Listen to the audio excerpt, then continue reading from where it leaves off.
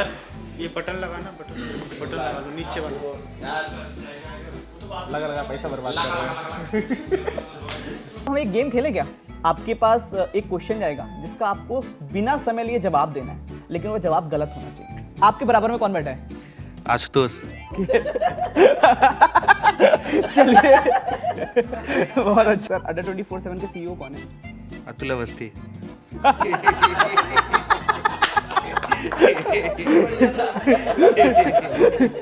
ये क्लिप तो अगर अनिल सर देख लेंगे। सॉरी। दीपिका पादुकोण का जेंडर क्या है?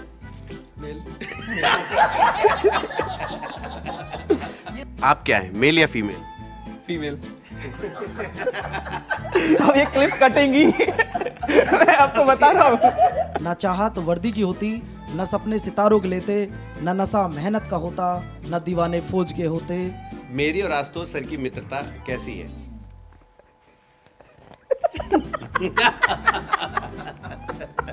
टाइम लेंगे सर, एक बार फिर से एक गाना होगा, ये रूल है। साहिल सर को जीवन में कभी न कभी किसी न किसी से मोहब्बत जरूर हुई होगी, है ना? तो अब मैं उस पर डिटेल में नहीं जाऊंगा। यूं तो अकेला भी अक्सर गिर के संभल सकता हूँ मैं, तुम जो पकड़ लो हाथ मेरा दुनिया बदल सकता हूँ मैं। वो वाला झुकेगा नहीं सारा। नहीं, वो वाला ये नहीं चलेगा सर। दम है तो रोक के दिखा से क्या? किसी के हाथ में हीरा, किसी के कान में हीरा, मुझे हीरे से मतलब क्या, मेरा तो यार है हीरा तुम जैसे।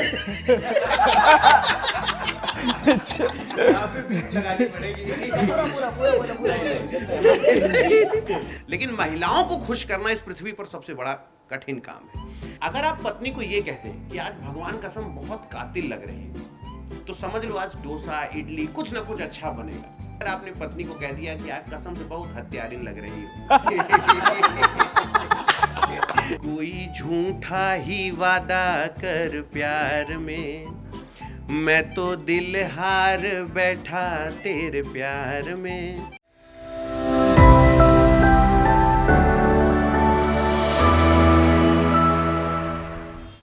एक और दिन है ढल गया, ये सोच कर क्यों उदास है, माना जो तुझको चाहिए था वो ना तेरे अभी पास है।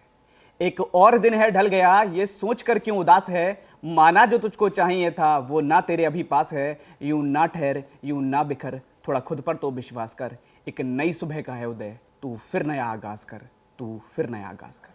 तो सभी को पहले तो हैप्पी न्यू ईयर और नव वर्ष की बहुत बहुत शुभकामनाएं, क्योंकि 2024 गया जरूर, लेकिन 2025 एक नए अवसरों के साथ हमारे साथ फिर से जुड़ चुका है।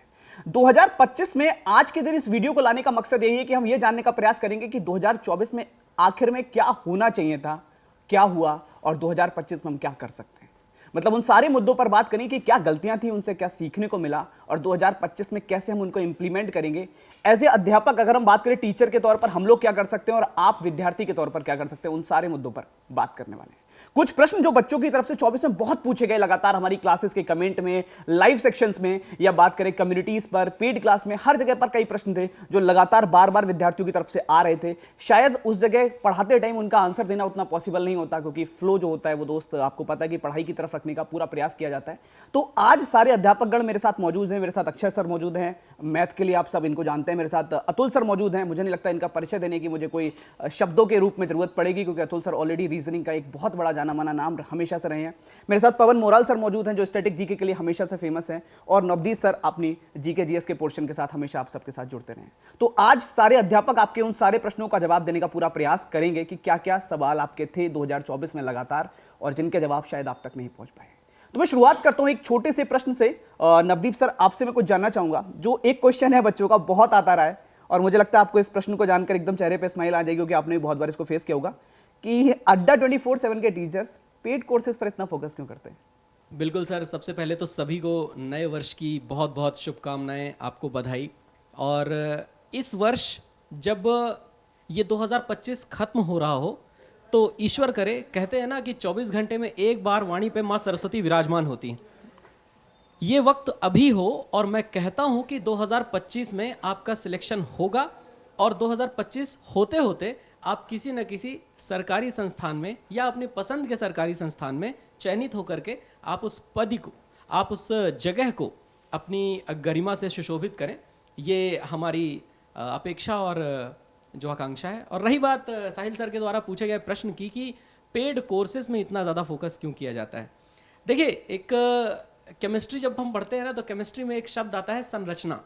तो किसी भी चीज़ की संरचना जिस तरह से होती है वो हमें हमेशा उसी रूप में सबसे सही दिखता है, और पेड कोर्सेज संरचनात्मक रूप से बड़ा महत्वपूर्ण है। अब आप सोचेंगे कि संरचना कैसे, जैसे एक सामान्य तरीका होता है तैयारी करने का। हम सबसे पहले किसी भी सिलेबस को कवर करने की कोशिश करते हैं, फिर उसके बाद हम उस पर थोड़ा बहुत क्विज़ लगाते हैं, गूगल पे सर्च करते हैं, या फिर जो ऐप्स में क्विज़ अवेलेबल होती हैं उनसे हम लोग कोशिश करते हैं, पढ़ते हैं, एंड देन उसके बाद हम मॉक टेस्ट या टेस्ट सीरीज़ के माध्यम से अपनी प्रैक्टिस, अपनी रिवीजन को और बेहतर करने की कोशिश करते हैं। ये तो एक ऑर्गेनिक तरीका है, और यही ऑर्गेनिक तरीका लगभग सभी छात्रों द्वारा और लगभग सभी स्टूडेंट्स द्वारा अपनाया जाता है during the course of preparation of journey.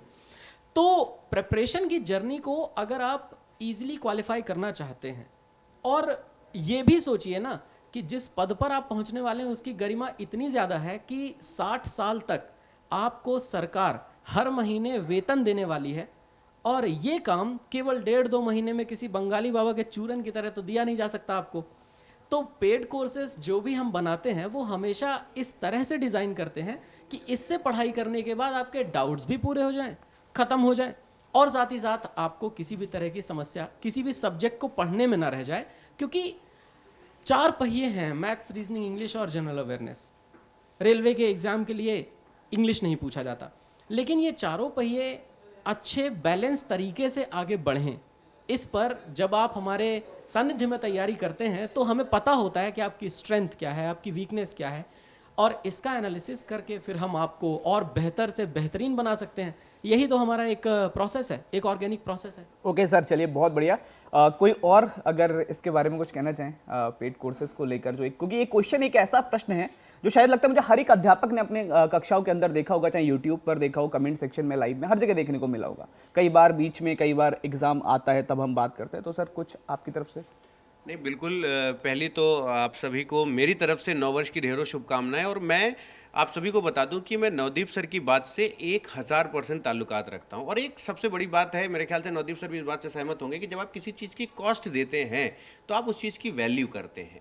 कहते हैं कि जब पिताजी के पैसे की गाड़ी होती है तो इंसान उसकी उतनी केयर नहीं करता, जब अपने पैसे की गाड़ी होती है तो दिन में 4 बार कपड़ा मारता है। और जब हम किसी चीज़ की, अगर हम ये किसी से कहते हैं आज से तुम्हारे लिए सब कुछ फ्री, तो हमारा जो मोबाइल है ना वो PDF से भरा हुआ है सर। हमारा जो मोबाइल है, हमारा जो सिस्टम है वो वीडियोस से भरा हुआ है। लेकिन हम वैल्यू क्यों करते हैं? जब हम किसी चीज़ की कोई कॉस्ट देते हैं, जब हम किसी चीज़ के लिए कुछ त्यागते हैं, तो हम उस चीज़ के लिए थोड़ा सा ज़्यादा अपीयरेंस रखते हैं।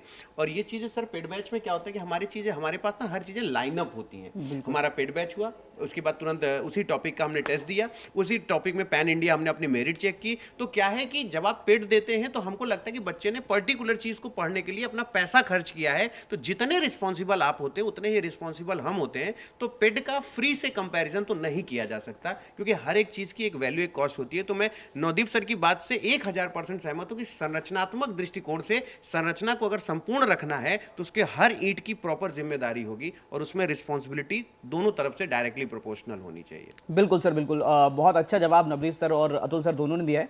अगले क्वेश्चन पे चलने से पहले मैं एक चीज इसमें जरूर ऐड करना चाहूंगा सर, क्योंकि मुझे ऐसा भी लगता है कि शायद अड्डा 24/7 एक ऐसा प्लेटफॉर्म है जिस पर सबसे ज्यादा यूट्यूब पर क्लासेस दी जाती है। अगर हम बात करें सिर्फ पेड कोर्सेज की नहीं, अगर मैं यूट्यूब से भी अगर इसको कनेक्ट करना चाहूं तो मुझे लगता है इससे ज्यादा क्लासेस हमें कहीं नहीं मिलती। और वो भी ऐसा नहीं होता कि एक टीचर बस मेरा मन के मैं गया, एक प्रॉपर टीम मिलती है आपको जो आपको उस एग्जाम के लिए आखिर तक गाइड करती है। यूट्यूब के ऊपर भी प्रॉपर, चाहे वो फिर सैटरडे आ जाए, संडे आ जाए, कोई छुट्टी का दिन हो, तब भी आपकी क्लास रोकने का बिल्कुल भी ऐसी कोशिश नहीं होती कि क्लास नहीं कर रहे कोई भी वजह से। वो क्लासेस आपकी उस वे में चलती रहती हैं, है ना सर? जितने मैराथन्स हम लोग लेते हैं उनके रिवीजन के दौरान प्रॉपरली आपको उनके नोट्स उन्हीं के कमेंट सेक्शन में पिन करवा के देते हैं। इसके अलावा भी कितनी सारी पीडीएफ्स, मतलब आपको 3-4 दिन लग जाएं अगर आप सारे वीडियोस को 2024 में देख करके उनके पीडीएफ्स डाउनलोड करने जाएं तो सोचिए कि इस लेवल पे हमारा कमिटमेंट आपके लिए है। और अब आप ये देखें कि 2025 में आपका कमिटमेंट आपके लिए कितना ज़्यादा है कि आप, वैसे मैंने कहा ना, बेहतर से बेहतरीन बनने वाले हैं या नहीं। बिल्कुल सर। तो अब चलते हैं दूसरे प्रश्न की तरफ, और ये थोड़ा प्रश्न एक ऐसा प्रश्न है सर जो विद्यार्थियों और अध्यापक दोनों के दृष्टिकोण से बहुत महत्वपूर्ण है, और मैं एक एक करके सबसे इसका जवाब जानना चाहूंगा। पहले अक्षय सर, मैं आपसे पूछता हूँ कि 2024 के अंदर आपको क्या लगता है कि आपकी तरफ से क्या वो मिस्टेक्स रहीं, क्या वो गलतियां रहीं, और उनसे आपने क्या सीखा, और 2025 में आप उनको कैसे आगे की तरफ लेकर जाने वाले हैं? देखिए सर, जैसे कि बच्चे पेड कोर्सेज में तो हमारे साथ सिस्टमेटिक तरीके से पढ़ते हैं। बिल्कुल। पेड में क्या होता है कि हमारे पास एक शेड्यूल होता है, हम उस प्रॉपर शेड्यूल को फॉलो करते हुए सिलेबस को अच्छे से पढ़ाते हैं, और फिर उसी के अकॉर्डिंग हम उनके उसी चैप्टर के PYQ कराते हैं, और देन आफ्टर क्या कहते हैं, उनको मॉक टेस्ट देते हैं, वो प्रैक्टिस करते हैं, चीज़ें सॉर्ट आउट हो जाती है और वो अपना सिलेक्शन लेते हैं और चले जाते हैं। बट कहीं ना कहीं मैंने एक चीज़ जो लैग देखी है वो यूट्यूब में देखी है। यूट्यूब में एक सबसे बड़ी समस्या ये होती है, जैसे कि आप मेरी वीडियो देख रहे हैं या किसी की भी वीडियो देख रहे हैं, उसके नीचे और भी 2-4 सजेशन आ रहे होते हैं और लड़का मूव करता रहता है। तो मैं उन सभी बच्चों से एक चीज़ कहना चाहता हूँ कि अगर आप यूट्यूब से भी पढ़ रहे हैं तो पहले तो सिस्टमेटिक तरीके से पढ़ें, किसी एक टीचर को पकड़ें और उसको फॉलो करें। और मैं अपनी तरफ से एक चीज़ और करने वाला हूँ कि वही चीज़ें जो हम पेड में करते हैं, मैं उसी चीज़ को मैं यूट्यूब पे भी एप्लीकेबल करना चाहता हूँ, क्योंकि सिस्टमेटिक तरीके से कोर्स हो जहाँ पर सारे कॉन्सेप्ट को डिटेल में पढ़ाया जाए। देन आफ्टर आपको आपके प्री क्वेश्चंस की PDF दी जाए कि आप PDF चाहिए, प्रैक्टिस करिए। आपका अलग से यूट्यूब पे हम अपना डाउट रूम बनाना चाहते हैं कि डाउट रूम मैं उनको दूंगा कि आप आइए, जितने चाहिए। मैथमेटिक्स में सबसे ज़्यादा, मुझे ऐसा लगता है मैथमेटिक्स में सबसे ज़्यादा डाउट होते हैं, वो डाउट पूछिए, एंड देन आप अपने कहते हैं मॉक टेस्ट लगाइए। और मैं स्टूडेंट से ये भी कहूँगा कि अगर आप मॉक टेस्ट परचेज करते हैं, अच्छी बात है, नहीं है तो हमारे अड्डा ऐप पे ढेरों टेस्ट सीरीज पड़ी हुई हैं जहाँ पर आप अपना टेस्ट देने के बाद अपनी रैंकिंग भी चेक कर सकते हो, और आपको ये भी पता होगा किस टॉपिक के क्वेश्चंस आपसे गलत हो रहे हैं। वो भी आपको कहते हैं, हम चाहते हैं कि इस बार से हम जो भी टॉपिक कराएं उसके बच्चों को PDF मिले, उसी टॉपिक वाइज मॉक टेस्ट देने को मिले, और देन वो प्रीवियस ईयर क्वेश्चन लगा के अपने आप को सिस्टमेटिक तरीके से लेके चले। और ये हमारा प्लान है कि हम स्टेप बाय स्टेप इस बार स्टूडेंट को गाइड करते हुए चले। दैट्स ग्रेट सर, बहुत बढ़िया। अतुल सर, आपकी क्या लर्निंग्स रही हैं 2024 से, और जो 25 में आगे आप लेकर जाना चाहेंगे? देखिए, 2024 हो या इससे बीते हुए पहले के पुराने साल हो सर, देखिए गलतियां अगर नहीं करेंगे तो फिर शायद हम कुछ नया सीख नहीं रहे। बिल्कुल सही बात है। और एक चीज़ ये भी मेरे ख्याल से सारे गुरुजन यहाँ बैठे इस बात को मानेंगे, और जो मुझे सुन रहे हैं वो भी इस बात को मानेंगे कि आप इतना लंबा कभी नहीं जिएंगे कि दुनिया की सारी गलतियां आप अकेले कर ले।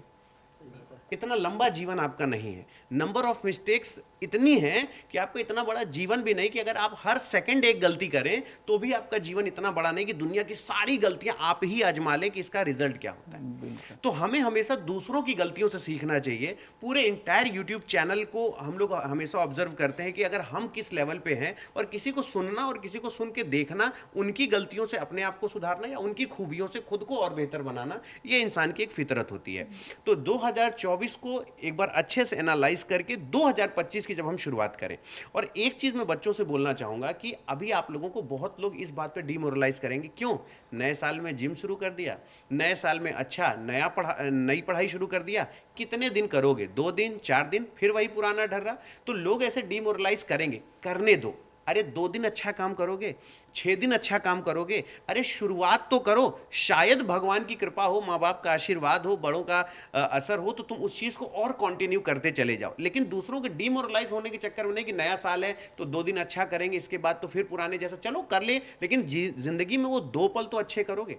तो मुझे ऐसा लगता है कि दूसरों की जो बुरी चीज़ें हैं और जो दूसरों की खूबियाँ हैं, उनको 24 से या पिछले जितने सालों से हम नए साल में वो गलतियां नहीं दोहराएंगे, और जहां हिट करेंगे वहां सिर्फ हम हिट करेंगे और कोई नहीं। बहुत बढ़िया सर, बहुत बढ़िया। पवन सर, आपका क्या विचार है इस पर कि आप 2024 को कैसे देखते हैं और उससे क्या सीखकर 2025 में आगे की तरफ जाना चाहते हैं? साहिल सर, सबसे पहले थैंक यू सो मच। और बच्चों, गए हुए 2024 को और आने वाले 2025 का मोस्ट वेलकम है, और आप सभी को नववर्ष 2025 की हार्दिक शुभकामनाएं मेरी तरफ से और हमारी पूरी टीम की तरफ से। दोस्तों, जैसा अभी साहिल सर ने कहा कि क्या मिस्टेक हुई हमसे 2024 में और क्या हमें 2025 में नहीं करनी है, तो अतुल सर ने भी कहा गलतियां सभी से हो जाती हैं अक्सर, और इंसान गलतियों का पुतला है। जो गलती पे गलती करे उसे इंसान नहीं, उसे शैतान कहते हैं। और जो गलती के बाद पछतावा करे या गलती के बाद उसमें सुधार करने की कोशिश करे, उसे इंसान कहते हैं। तो इंसान तो गलतियों का पुतला रहा है। 2024 में कहीं ना कहीं बच्चों हमसे भी छोटी मोटी मिस्टेक हुई है और छोटी मोटी मिस्टेक आपसे भी हुई है। जैसे कि अतुल सर, बहुत सारे बच्चे होते हैं जो वैकेंसी का वेट करते हैं कि जब वैकेंसी आएगी मैं तब से पढ़ना शुरू करूंगा। बच्चों आप तो दो चीज़ मेरे कहने से कर लो, आपका जीवन 2025 में सफल हो जाएगा। इसे बड़बोली बात मत समझिएगा। अगर आपने इसको अपने जीवन में उतार लिया तो 2025 में आपके सिलेक्शन से आपको कोई रोक नहीं सकता। पहला, आप कभी भी किसी भर्ती को देखकर उसकी तैयारी मत करो कि सर जीडी आ गई तो मैं जीडी की तैयारी करूंगा, एमटीएस आ गई तो मैं एमटीएस की तैयारी करूंगा, सीजीएल आ गया तो मैं सीजीएल की भी तैयारी करूंगा, उधर एनटीपीसी आ गया तो वो भी तैयारी करूंगा। आप एक बार अपना सिलेबस कंप्लीट कर लीजिएगा, और जब आपका सिलेबस कंप्लीट हो जाएगा, ऐसा कोई एग्जाम आपका नहीं होगा जो आपका एग्जाम ना निकले। अगर मैं हिस्ट्री की बात करूं, पॉलिटी की बात करूं, इकोनॉमिक्स या ज्योग्राफी या करंट अफेयर या स्टैटिक, करंट अफेयर तो डेली आपने पढ़ना है।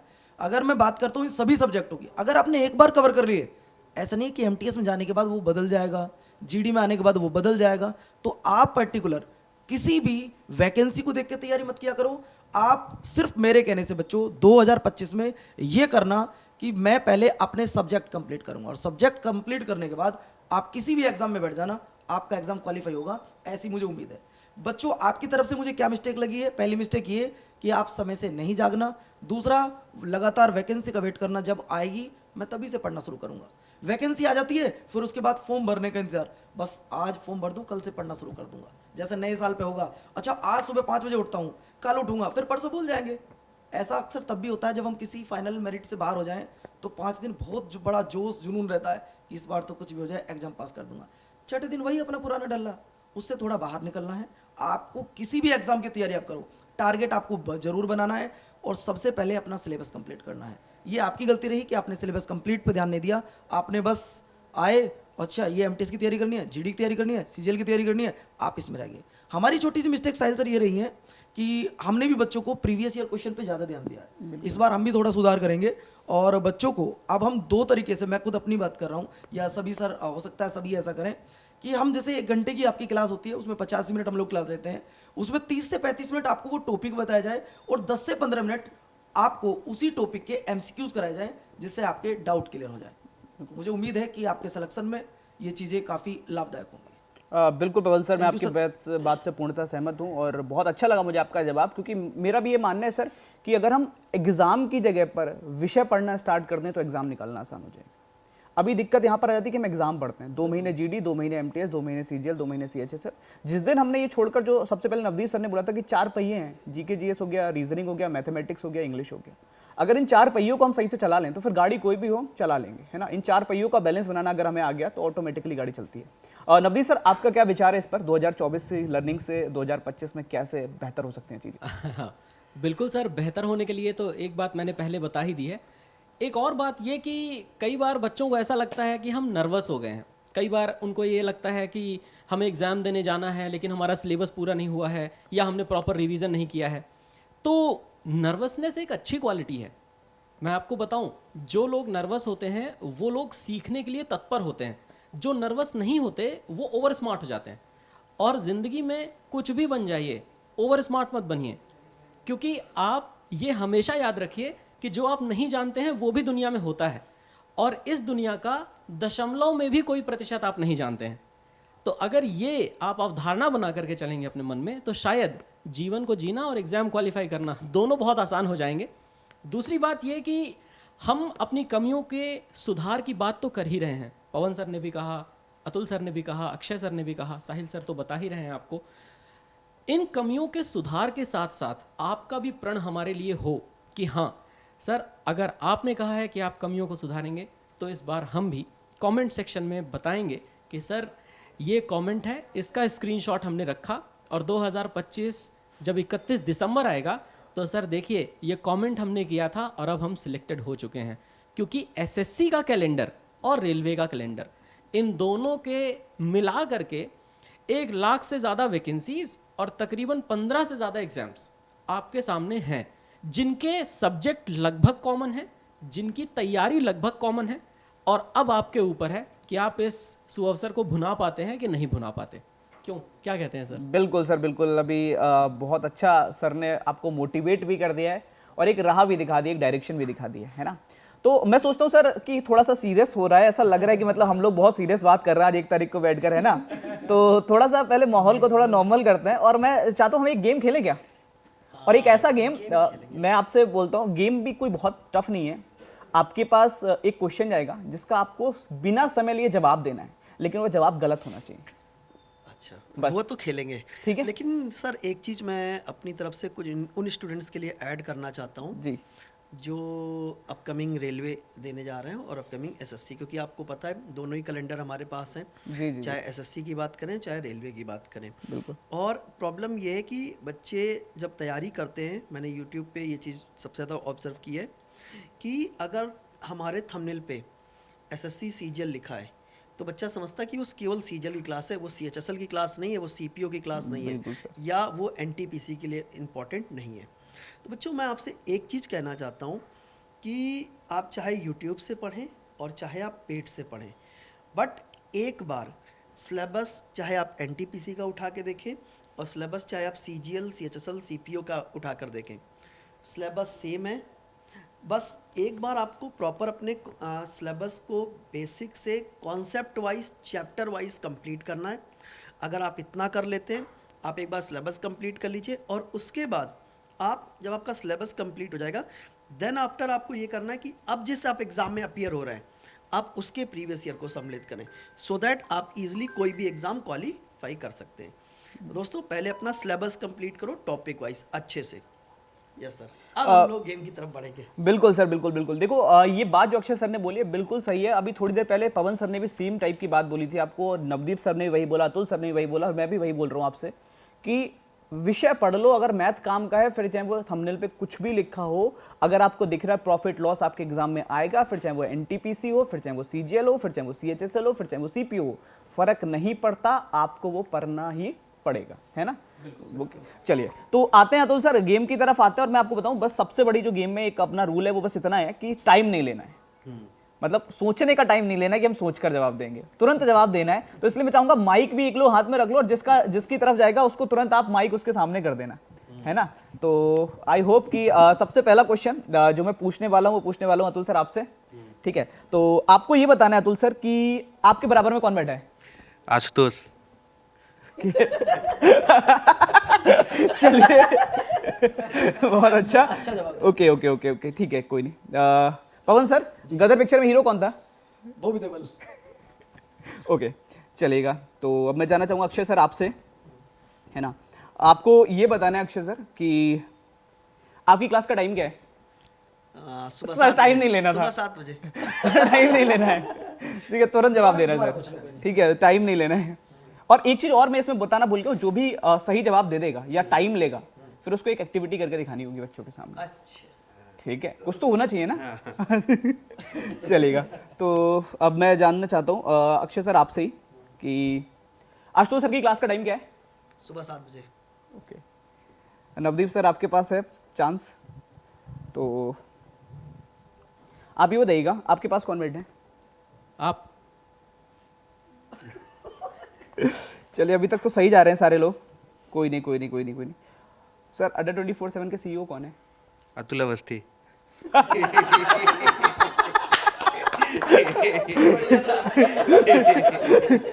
ये क्लिप तो अगर अनिल सर देख लेंगे। सॉरी। चलेगा, कोई नहीं। क्रिकेट देखते हैं सारे लोग? चलिए बेहतर है। तो इंडियन टेस्ट टीम का कैप्टन कौन है सर? महेंद्र सिंह धोनी। मतलब यार सही जा रहा है अभी तक तो, मतलब सभी बचे हुए हैं, है ना। तो मुझे लग रहा है ये तैयारी के साथ आए हैं सारे टीचर, और ऐसी तैयारी आपको एग्जाम में रखनी है। ठीक है, सीखते रहिए। इसके बाद हमारी बारी आएगी सर, इतना ही इम्प्रॉम्प्टू होना पड़ेगा, ये बात तो आप मान करके चलिए। और इसके बाद बारी हम लोगों की आएगी पूछने की। अभी ये पता चलेगा कि हम क्या पूछ सकते हैं, आप गलत आंसर फ्रिक्वेंट कैसे दे सकते हैं। नहीं मैं चाहता हूँ आप एक बार पूछना स्टार्ट करें जरा किसी से। तो चलिए, दीपिका पादुकोण का जेंडर क्या है? मेल। ये सबसे अच्छा क्वेश्चन बोला इन्होंने। अच्छा आप बताइए कि मैं यार, हाँ आप ही मुझे बता दीजिए ठीक है, कि आप क्या हैं, मेल या फीमेल? फीमेल। अब ये क्लिप कटेंगी मैं आपको बता रहा हूँ ये क्लिप कटेंगी। ये तो ऐसा ही सवाल हो गया कि मैं पूछूं, कल रात आपके घर में चोर घुसे थे और उन्होंने आपको 3 झापड़ खींच के मारे, बताइए सही है कि गलत? अगला सवाल आप क्या पूछेंगे? अगला सवाल मैं क्या पूछूंगा सर? आपसे पूछ लूं या पवन सर से मैं चाहता हूँ पूछ लेते हैं, है ना? पवन सर की बारी है ना? हाँ ठीक है। पवन सर, आप करंट अफेयर्स पढ़ाते हैं? टाइम ले गए, अब इनको कुछ एक्टिविटी ही देनी थी, कहते टाइम लेकर गए, टाइम लेकर गए। देखिए ये आप मेरा सवाल टाइम पवन सर। लेके गए। एक्टिविटी करने के लिए नहीं तैयार नहीं, हूँ। पवन सर से मेरा सवाल। सर एक्टिविटी भी करवानी है लेकिन। हाँ एक्टिविटी हो जाएगी, लेकिन करंट अफेयर वाले मुद्दे पे मत कराओ कुछ भी। एक मिनट पवन सर, अपने सर आपने पूछने में टाइम ले लिया। नहीं सुनना सर, जितना मैं पूछने में सवाल दे रहा हूँ ना, क्वेश्चन दे रहा, समय लगेगा आपको। सर आप क्वेश्चन तो पूछिए। सर आप बताइए कि एसएससी अड्डा में जी। सबसे अच्छा स्टैटिक जीके कौन पढ़ाता है? सर सबसे अच्छा स्ट्रेटेजी के मैं पढ़ाता हूँ। ये तो सही जवाब हो गया। ये तो सही जवाब है। नहीं, ये सही जवाब, तो एक्टिविटी करनी पड़ेगी। मैं एक्टिविटी करने के लिए तैयार हूँ, कोई दिक्कत नहीं आपका है। गाना, हाँ ठीक है। पवन सर मैं- का गाना सुनना चाहेंगे हम लोग। नहीं, शायरी गाना नहीं। बहुत सुनिए। हाँ, आप गाना गाना नहीं, मैं बच्चों के नहीं वाला शब्द हाँ, नहीं, सर नहीं, तो सर मैं बच्चों के लिए अगर बात उसकी आती है तो मैं बच्चों के लिए कुछ बोल देता हूँ। सर अभी हम उन बच्चों को टारगेट कर रहे हैं। सर देखिए, गेम का एक रूल है जी, रूल अगर रूल है, आप हमें पता है कि आप बहुत अच्छा बोल देंगे। हाँ, जी, शायरी हम कह देंगे। चाहते हैं कि बच्चे भी कोई नया टेस्ट देखे। हाँ, 2025 में आपका ऐसा नया नहीं कि रूप। आप बेसुरा गाना गाएं, कुछ है ना, वो बच्चे बड़े फन में। भाग्यशाली हैं जो आप, ये एक टास्क फनी है, सर 2 आपकी बात लाइन, 2 बिल्कुल लाइन। ठीक है, बट मुझे गाना नहीं आता सीरियसली। तो कोई नहीं, आप 2 लाइनें वैसे ही कर आप दीजिए। गाने की लाइन बता दो, मैं फिर वही गाना गाता सर आप फोन में खोल सकते हैं कोई भी गूगल पर। आप कुछ भी गा ली, कोई भी 2 लाइन गा लीजिए, ऐसा नहीं। कह रहे हैं तो सर डांस लिरिक्स हम बता दे रहे, गा आप दीजिए। जी बताइए। तुझे चांद के बहाने देखूं तो छत पे। सर आप मेरी तरफ से बड़े भाई के लिए इतना नहीं कर सकते। अभी सर टास्क हाँ। बच्चे आपको सुनना चाहते अब हैं। स्टैटिक जी के आप ही पढ़ाएंगे ना, बड़े भाई की तरह से ये जरूर ना पढ़ा देंगे। क्या ही बताएं, तुमने आज ऐसा फंसा दिया, मोहब्बत की कसम, बस पूछो मत। बस मोहब्बत पे ही कोई गाना सुना दें आप। बस मोहब्बत पे ही हो जाए सर। ये एक लाइन है उन बच्चों के लिए जिनकी चाह है वर्दी, उनको सपने में भी वर्दी दिखती है, कहीं जाएं तो भी वर्दी दिखती है, और कहीं आए कोई वर्दी वाला साइड में निकल जाए तो उन्हें बड़ा ऐसा लगता है कि काश ये वर्दी मुझे मिल जाए। तो एक लाइन है उनके लिए, ना चाहत वर्दी की होती न सपने सितारों के लेते, ना चाहत वर्दी की होती न सपने सितारों के लेते, न नशा मेहनत का होता, न दीवाने फौज के होते, न दीवाने फौज के होते। क्या बात है सर। तो ये लाइन उनके लिए है जो वर्दी के दीवाने हैं और फौज के दीवाने हैं। तो गाना बच्चों में क्या ही गाऊं यार। ऐ मेरे वतन के लोगों, तो बहुत अच्छा है सर, वो तो स्कूल वगैरह में हो ही जाता है, सब लोग साथ दे देंगे आपका। ऐ मेरे वतन के लोगों, जरा आँख में भर लो पानी, जो शहीद हुए हैं उनकी जरा याद करो कुर्बानी। मैं इतना ही बोल पाऊंगा सर। अरे सर बहुत बढ़िया, बहुत बढ़िया। मैं सच बताऊं तो ऐसा लग रहा था कि आकाशवाणी पे चल रहा हो program. Thank you so much, आपने इतना अप्रिशिएट किया नहीं, मुझे। बहुत अच्छा बट ये बेसुरा गाना पहली बार मैंने गाया सर। नहीं नहीं, इसमें फील था सर। है ना। अक्षय सर कैसा लगा गाना इनका? Thank you so much. बहुत बढ़िया सर, ये भी एक नया। गलत जवाब देना था सर। तभी तो गलत ही बोला है। बहुत बढ़िया। अच्छा अच्छा अच्छा ठीक है। सर एक्टिविटी आपसे भी होगी, आप चिंता मत कीजिए। नहीं नहीं, बिल्कुल बिल्कुल बिल्कुल। नहीं, अब पूछते हैं। अक्षय सर, आप सीजीएल का मैथ पढ़ा लेते हैं? नहीं, एक्टिविटी नहीं करेंगे। यार ये कटना चाहिए, ये नहीं आना चाहिए। और बच्चे पता है इतनी सी क्लिप काटेंगे ये कि अक्षय सर को सीजीएल मैथ नहीं आती, इनसे मत पढ़ो, इनको नहीं आती। प्लीज ये नहीं आना चाहिए। नहीं नहीं, अभी नहीं, तो सर काफी रॉ है, लेकिन बाद में भी गड़बड़ हो जाएगा। काफी। आप कुछ पूछना चाहेंगे किसी से? एक सवाल पवन सर से। मेरी और आशुतोष सर की मित्रता कैसी है?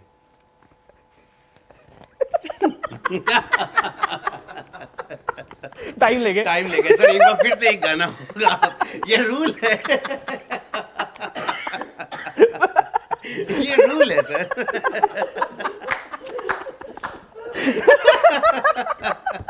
इतना सोचना पड़ गया आपको। ये सवाल पेपर में नहीं आएगा सर। नहीं नहीं, कोई ये पेपर पेपर वाला तो है ही नहीं सर ना, ये फन है। इस बार ये वैसे बाहर हो चुके हैं, एक बार परफॉर्मेंस दे चुके हैं, तो चलिए छोड़ देते इनको छोड़ देते हैं। चलिए नवदीप सर कर सकते हैं इनकी जगह। ये वाला सवाल का आंसर आप दे सकते हैं। चलिए नवदीप सर से पूछते हैं। जी। नवदीप सर, क्या आपने मतलब विवाह के बाद आप घर में कितनी बार प्रताड़ित हुए? लगभग 0 बार। I like it. इस ईमानदारी के लिए। तो हाँ सर, अगला आपका सवाल किसके लिए? चलिए, मुझे लगता है कि सवाल में हमारे लगभग सारे टीचर अच्छे से पास हुए हैं, तो है ना? क्यों ना फिर सबकी परफॉर्मेंस हो जाए। हाँ, एक बार अगर आप कुछ नवदीप सर, कुछ भी बच्चों के लिए आप अपने मन नहीं, से लेकिन जोनर से हटके जो आप कर सकते हैं वो नहीं, क्योंकि आप बोलेंगे बहुत अच्छा। आई नो वेरी वेल, क्योंकि नवदीप सर को तो मैं बहुत अच्छे से जानता हूँ, इनका रचनाओं में, कविताओं में, और जितने मेरे ख्याल, और ऐसे क्लिष्ट चीजें इनको याद हैं कि बड़ा। लेकिन मैं ये चाहता हूँ कि एक नई चीजें बच्चे सुने कि नवदीप सर पढ़ाते माइंड ब्लोइंग है। गजब मैप का यूज, ग्लोब का यूज, मतलब ये एक अलग हो रहा है। लेकिन एक मतलब ये होता है ना कि कोई चुटकुला सुनना है नवदीप सर से, कोई एक ऐसा जिसपे सबको हंसी आए, या फिर कुछ ऐसा, या सिंगिंग।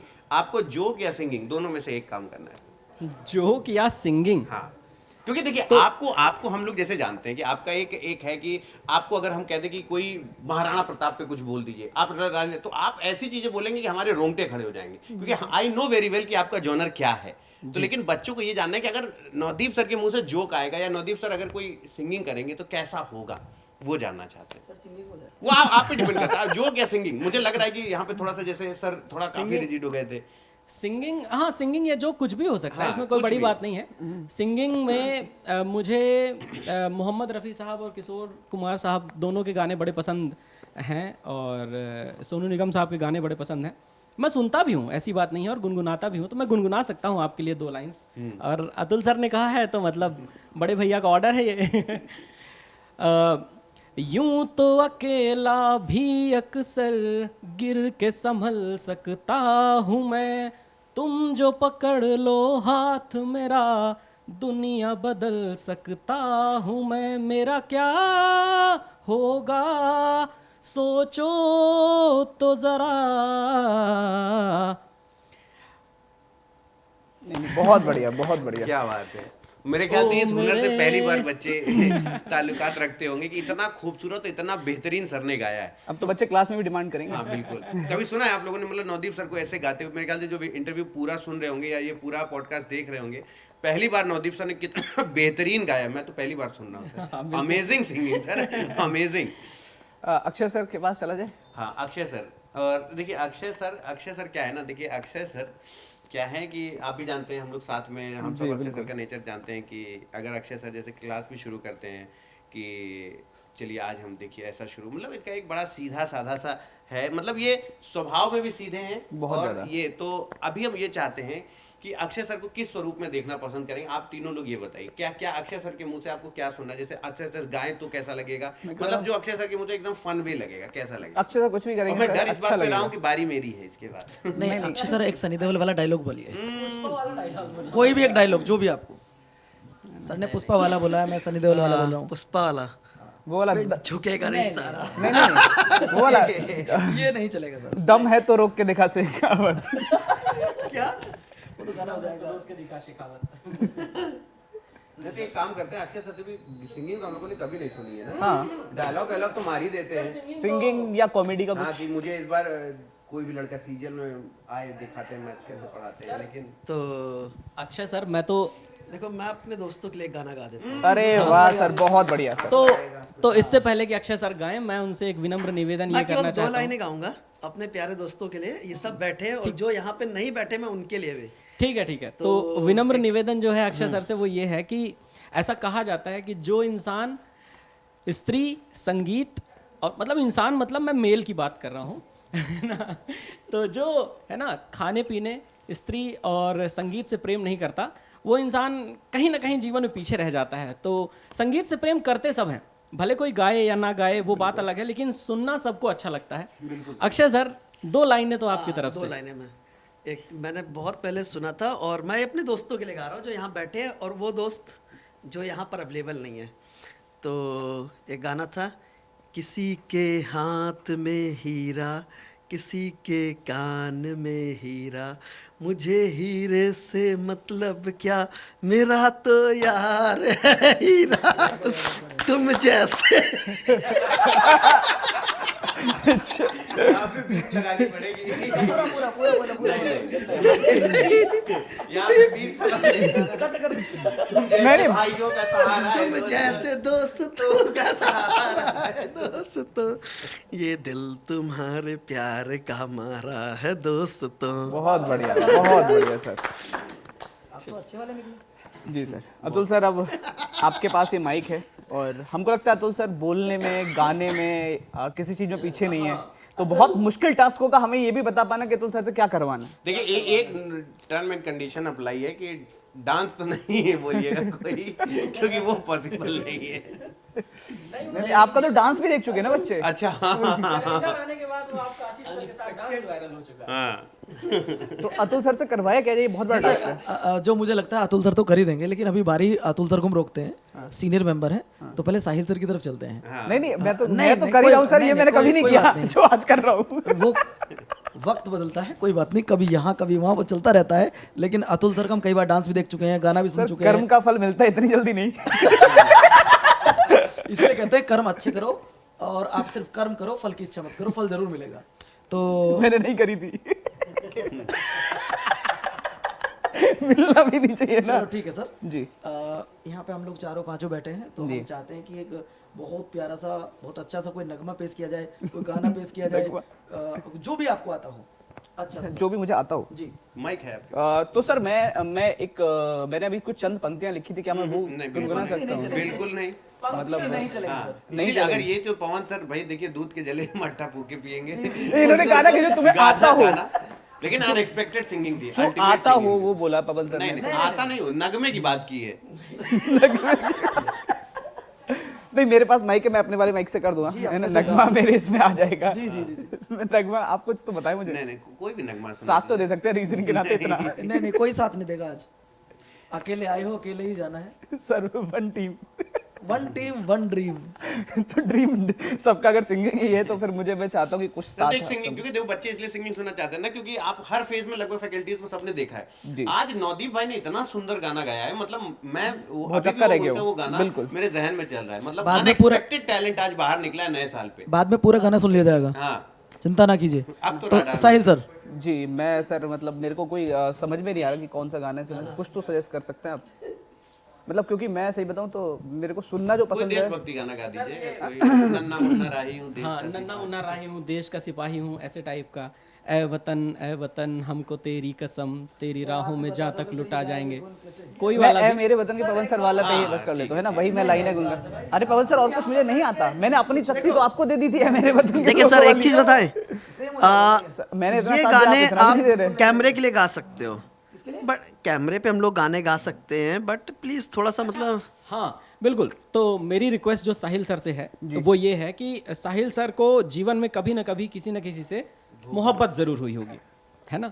तो अब मैं उस पर डिटेल में नहीं जाऊंगा, हर किसी को होती है, इसमें कोई बड़ी बात नहीं है। जी।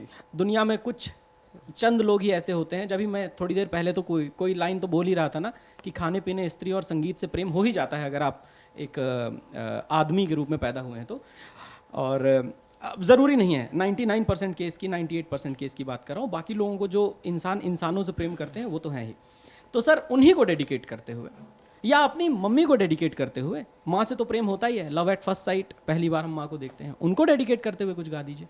मैं कुछ माँ के ऊपर आपने बोला तो मैं चाहूँगा कि इस दिन मतलब मैं सबसे पहले, क्योंकि आज घर से दूर भी हैं हम सब, तो डेफिनेटली मैं पहले उनके लिए वो लाइनें जरूर बोलना चाहूँगा कि धूप हो गहरी तो छत की छाही याद आती है, धूप हो गहरी तो छत की छाही याद आती है, भटक कर सारा दिन वो घर की राही याद आती है। मतलब जब हम धूप में होते हैं तो लगता है ना कि छत मिल जाए कहीं पे गर्मी में, फिर पूरा दिन भटक के लगता है बस घर जाओ, रात हो गई तो घर जाते हैं। तो वही है कि धूप हो गहरी तो छत की छाही याद आती है, और भटक कर सारा दिन वो घर की राही याद आती है, और खुशी में साथ मेरे खड़ा होता है पूरा शहर, पर गम के साये में मुझे बस माँ ही याद आती है, मुझे बस माँ ही याद आती है।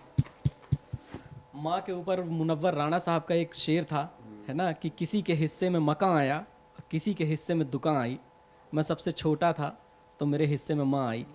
तो ये घर के बंटवारे का एक सीन था जो उन्होंने बताया था। बिल्कुल सही सर, वाह क्या लाइंस हैं। तो साहिल सर के लिए तालियां तो बनती हैं। अतुल सर से क्या सुनना चाहोगे आप? डिसाइड कर लीजिएगा, क्योंकि वो तो हर चीज में एक्सपर्ट है। बिल्कुल, डांस बिल्कुल। उनका फेमस हो चुका है, गाना उनके फेमस हो चुके हैं, और मतलब ऐसा कुछ जो उन्होंने आपसे पहले ना किया हो। इंस्ट्रूमेंट बजाने। नहीं, उसमें तो आप फेमस हो, सुपर स्टार हो उसमें तो। मैं सोचता हूँ सर आप कुछ कॉमेडी कर दीजिए, स्टैंड अप टाइप की जो होती है, लेटेंट के टाइप की। सर मैं अतुल सर से एक काम करेंगे, अतुल अतुल सर सर से करेंगे मोनोलॉग। नहीं, मैं हिस्ट्री के क्वेश्चंस पूछना चाहूंगा इनसे। नहीं अतुल सर करेंगे। मैं तो कह रहा हूँ अतुल सर, stand up एक comedy मिनट, करवा एक लेते मिनट, हैं एक ना। मिनट। अतुल सर आप ना एक मोनोलॉग करके दिखाइए।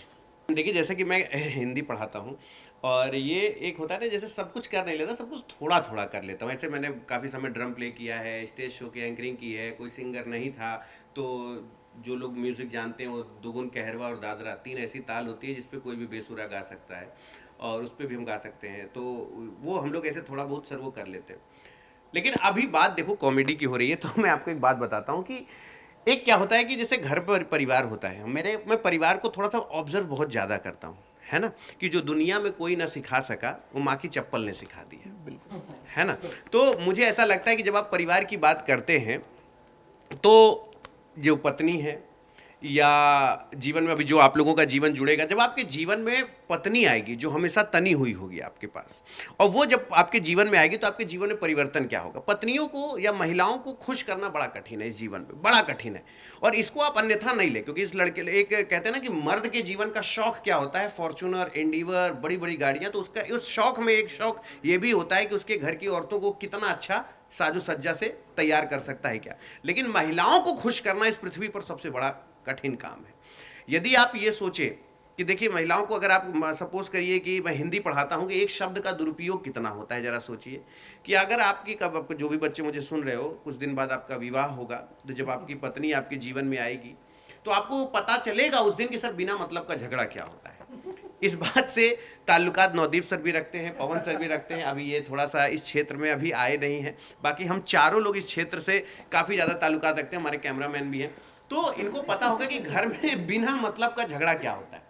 अगर आप पत्नी को ये कह दें कि आज भगवान कसम बहुत कातिल लग रही हो, तो समझ लो आज डोसा, इडली, कुछ ना कुछ अच्छा बनेगा, कि आज कसम से तू कातिल, तेरा दिल कातिल और गाल पे तेरे तिल कातिल, तो वो खुश हो जाएगी कि अरे आज मुझे कातिल बोला, खुश। लेकिन अगर आपने पत्नी को कह दिया कि आज कसम से बहुत हत्यारिन लग रही हो, तो अगर आपने अपनी पत्नी को हत्यारिन बोला तो हत्यारिन और कातिल में कोई फर्क नहीं होता है, लेकिन वो उतना ही ज़्यादा नाराज हो जाएगी आपसे।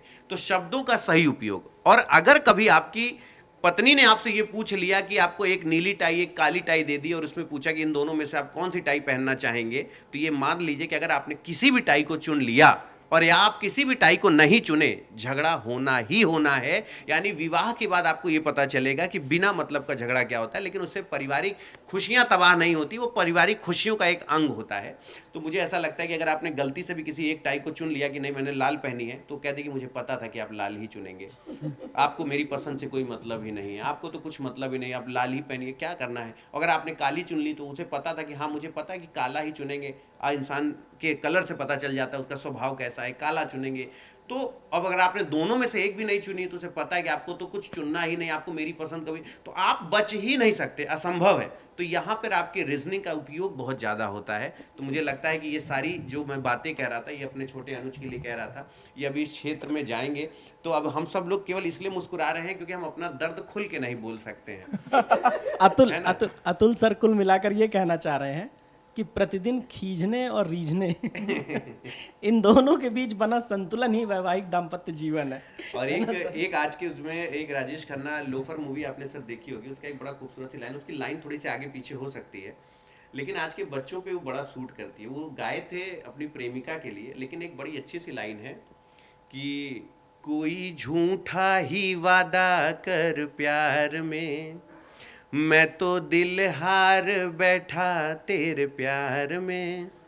मतलब जब एक बच्चा जब तैयारी करता है ना सर, तो एग्ज़ाम उसके लिए प्रेमिका से कम नहीं होती। और जिस दिन उसने प्रेमिका की तरह एग्ज़ाम को ना कि कोई झूठा ही वादा कर प्यार में, मैं तो दिल हार बैठा तेरे प्यार में, बेअसर बेकदर मान जा जिद न कर, मैं तेरे इश्क में मर न जाऊँ कहीं, तू मुझे आजमाने की कोशिश न कर। तो एक बच्चा जिस दिन अपने परीक्षा को एक प्रेमिका की तरह चाहने लगता है ना कि तू मेरी है, मतलब मेरी ही रहेगी और मेरे सिवा किसी की नहीं हो सकती, और जिस समय तुमने उस तरीके से उसको चाह लिया ना, तो उसको दिलाने के लिए पूरी कायनात तुम्हारे पीछे लग जाएगी। तो ये 9 वर्ष के अवसर पर आज हम पूरी टीम आपके सामने रहे, और ये कहीं ना कहीं नवदीप सिंह, पवन मोडल सर, आदरणीय अक्षय सर, मेरा मतलब हमारे साहिल सर, ये बहुत कम ऐसा ओकेजन हो पाता है जहां हम सब एक साथ एक स्क्रीन पर आ सके। तो साहिल सर, मैं चाहूँगा कि आप इसे समअप करें, और बहुत ही अच्छा आपने ये ऑर्गेनाइज कराया जहाँ पर 9 वर्ष के दिन हम सब बच्चों से इस तरीके से मिल पाए। तो एक बार आप सभी को once again happy new year, और हम सारे अध्यापकों की तरफ से आप हमेशा खुश रहें, मस्त रहें, सलामत रहें, और अपने माँ बाप को गौरवान्वित करने का परमात्मा आपको इतने अवसर दें कि आपके माँ बाप कह सकें कि लड़का या बच्चा हो तो ऐसा हो, भले 2-4 साल बाद पैदा हो। Thank you. बिल्कुल बिल्कुल बिल्कुल। तो जैसा आपने जाना कि सभी लोगों ने अपने अपने बात आपसे शेयर की, बहुत सारी सी चीजें जो 2024 को लेकर थी या उससे पहले वर्षों में क्या था और आगे क्या हो सकता है, उन सब पर बात की। दोस्तों 2025 एक बहुत अच्छा अवसर है। हर एक पॉइंट से अगर हम बात करें, आप जीवन में कुछ भी काम करने जा रहे हैं, मैं सिर्फ पढ़ाई की बात नहीं करता, आप कुछ भी अगर सोच रखा है, आपने सोचा है कि मैं कोई बिजनेस करूंगा, उसकी शुरुआत मुझे 25 से करनी है, आप एक दुकान से शुरुआत कर सकते हैं। आपको लगता है कि मुझे प्राइवेट जॉब करनी है, वहां कुछ बेहतर करना है, तो आप 2025 से शुरुआत कर सकते हैं। आपको लगता है नहीं मेरा सरकारी नौकरी सपना है, तो 2025 कम नहीं है दोस्त, चाहे एसएससी का कैलेंडर हो या रेलवे का कैलेंडर हो, दोनों आपके पास हैं। बस अप्रोच सही होनी चाहिए, डायरेक्शन सही होनी चाहिए, सही लोगों से गाइडेंस लेनी है, और आगे बढ़ते रहिए, यूं ही मुस्कुराते रहिए और बने रहिए एसएससी अड्डा पर, और आपकी पूरी टीम आपके साथ हमेशा जुड़ती रहेगी। तो एक बार फिर से सभी को नववर्ष की बहुत बहुत शुभकामनाएं। Happy new year to all of you. हमारी पूरी टीम की तरफ से मुलाकात करते हैं आगे। Thank you so much everyone.